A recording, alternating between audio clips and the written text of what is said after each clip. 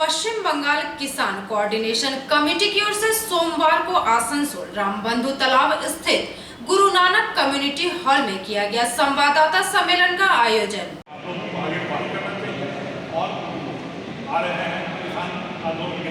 हम 12, 13, 14 तारीख को आ रहे हैं और इन 3 दिनों में हम ये बताएंगे कि कैसे मोदी जी ने और भारत की वर्तमान केंद्रीय सरकार ये जो पूरे देश भर में किसानों का जो आंदोलन चल, ये पंजाब के किसानों का आंदोलन है। जबकि सच्चाई यह है कि पंजाब के किसानों से किसान पंजाब पीठ नहीं दिखाया। और एक पंजाबी कवि है पंजाब में उर्दू में, मेरा जीना होना है तुम्हारी चोटें होनी है हमारा सीना। जब लड़ाई के मैदान में पंजाब उतरेगा, जब पंजाब उतरे लड़ाई में, तो वो संभव नहीं है कि कभी वो पीठ दिखाएंगे। आज वो 6 महीने का जो पीरियड बैठा हुआ है कि मौसम भी उनको कुछ बिगाड़ नहीं सकता है उनके कमिटमेंट के। पूरे देश भर में आप समझिए कि आज देश भर में लोग खड़े हो रहे हैं उनके उस लड़ाई के जज्बे को। यहाँ पर बैठे हुए लोग गद्दार हैं। ये गद्दार लोग बैठे हुए हैं, देश के साथ गद्दारी कर रहे हैं, चाइना से मिले हुए हैं। पूरा उत्तर प्रदेश और पूरा देश सड़क पर खड़ा था 1942 के उत्सव। गांधी ने एक बात नहीं कहा कि ये गद्दार लोग, गांधी ने उसको उसी रूप में लिया। किसी भी बिंदु पर आप असहमत हो जाइए, 1 मिनट में इनका ये मतलब। आपसे एक सवाल है कि सिखों की क्या भूमिका रहेगी? आप तो इस इलाके में सिखों के प्रतिनिधित्व कर रहे हैं और भी बहुत सी कमेटियाँ, गुरुद्वारा प्रबंधक कमेटियाँ, इस किसान आंदोलन में बंगाल में सिखों की क्या भूमिकाएं रहेगी? सिखों की हमेशा से इस तरह की भूमिका रही है, चाहे वो देश की आज़ादी की बात हो, चाहे किसी भी जबर जुल्म की बात हो, चाहे किसी सियासी पार्टी का किसी आम आदमी पर अत्याचार हो। सिखों ने हमेशा अपने हक सच की आवाज़ को बुलंद किया है। ये भी किसानी हमारे सिख समाज के कित्ते के साथ जुड़ा हुआ है, हमारे सिख समाज के प्रोफेशन के साथ जुड़ा हुआ है। ज़्यादातर 80% लोग सिख जो हैं वो किसानी से संबंध रखते हैं। इसीलिए हमारा ये जो सेंट्रल गवर्नमेंट का जबर जुल्म वाला रवैया है किसानों के प्रति, उसकी आवाज़ को हम लोग जो उनके विरोध में, सेंट्रल गवर्नमेंट की काले कानूनों के विरोध में जो आवाज़ उठाई है, उसको समर्थन देने के लिए वेस्ट बंगाल की समूची सिख संगत एकजुट है। और इसके लिए एक प्लेटफॉर्म तैयार किया गया है, वेस्ट बंगाल किसान कोऑर्डिनेशन कमेटी, जिसमें सभी समाज, सभी वर्ग और सभी किसान के साथ जुड़े हुए मुद्दों से संबंधित लोग शामिल होंगे।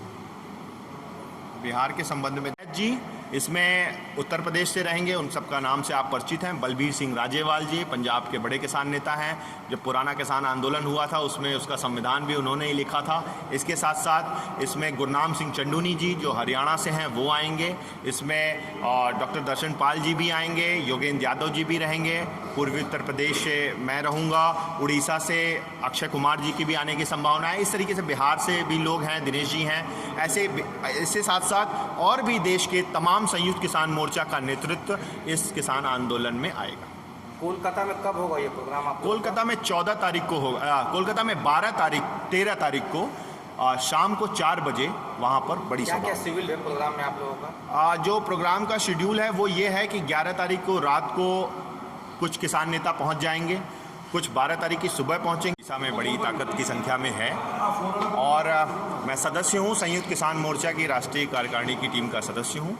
और यहाँ बंगाल आने का उद्देश्य एक ही है कि जो पंचायतों का दौर पश्चिमी उत्तर प्रदेश, हरियाणा, पंजाब, उत्तराखंड और राजस्थान में हो चुका है, वो मामला पूर्वी उत्तर प्रदेश, बिहार, बंगाल, उत्तराखंड के बढ़कर उड़ीसा, कर्नाटक, इन सब राज्यों में पहुँचे। और ख़ासकर जहाँ 5 राज्यों में चुनाव हो रहा है वहाँ भी संयुक्त किसान मोर्चा ने के नेतृत्व ने और उसकी कमेटी ने फैसला किया है कि हम उन राज्यों में जाएंगे और जाकर वहाँ की किसान जनता और बाकी उन राज्यों की जनता को यह बात बताएंगे कि मोदी सरकार, वर्तमान सरकार, केंद्र सरकार किस तरीके से अपना घमंड और अहंकार छोड़ नहीं रही और किसान के मसले को उसने मूंछ का सवाल बना लिया है।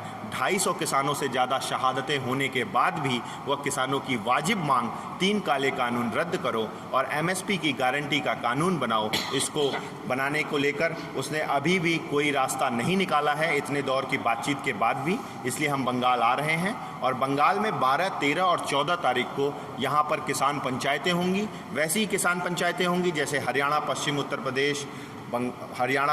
प्रदेश, पंजाब और राजस्थान में आप सब लोगों ने देखा है। और ऐसी पंचायतें उड़ीसा में 19 तारीख को भी होगी यहाँ के बाद। क्या मुद्दा क्या रहेगा? मुद्दा 2 है। देखिए, पूरे देश में जो मंडियां हैं वो ज़्यादातर पंजाब, हरियाणा और वेस्ट यूपी में उसकी आधी से ज़्यादा मंडियां हैं। और एमएसपी की गारंटी के कानून का जो सबसे ज़्यादा फ़ायदा होना है वो फ़ायदा होना है पश्चिम बंगाल, बिहार, पूर्वी उत्तर प्रदेश, उड़ीसा जैसे राज्यों को, क्योंकि यहाँ पर जो फसल बिकती है वो एमएसपी के नीचे बिकती है। और एमएसपी अगर मिलेगा तो यहाँ पर किसानों को फ़ायदा होगा। यहाँ पर जो मजदूरी कर रहे हैं बिहार और पूर्वी उत्तर प्रदेश के लोग, उनके भी गाँव में जो उनको खेत है, अगर वहाँ भी एमएसपी मिलेगा तो उससे उनके घर में कुछ और आय आएगी। इसलिए एमएसपी की गारंटी का कानून और 3 कानून जिससे पूरा देश प्रभावित होगा। किसानों की ज़मीन छीनने का कानून, किसानों की उपज की गारंटी करने का कानून और कंपनियों को बड़ी बड़ी खेती कराने के लिए कॉन्ट्रैक्ट फार्मिंग का कानून। इससे बंगाल भी अप्रभावित नहीं है। बंगाल देश का हिस्सा है। बंगाल आज़ादी की लड़ाई में उसका बड़ा योगदान था, पंजाब की तरह योगदान था, उत्तर प्रदेश की तरह योगदान था। तो यह पूरे देश का भाईचारे का विषय है और पूरे देश का एक ही सवाल है। और वो सवाल पूरे देश में जब आप 500 किसान संगठनों का संयुक्त किसान मोर्चा बना है तो उसमें बंगाल के प्रतिनिधि भी शामिल हैं, उसमें पूरे देश के किसान प्रतिनिधि शामिल हैं। तो हम यहाँ पर आ सकते हैं, ये हमारा राज्य है और इसमें हम बताएंगे लोगों को कि यह बंगाल में किस तरीके से किसानों के हक को झूठ फैलाकर केंद्र सरकार यहाँ पर चुनाव लड़ने आ रही और सपने दिखा रही है, जबकि वह किसानों के साथ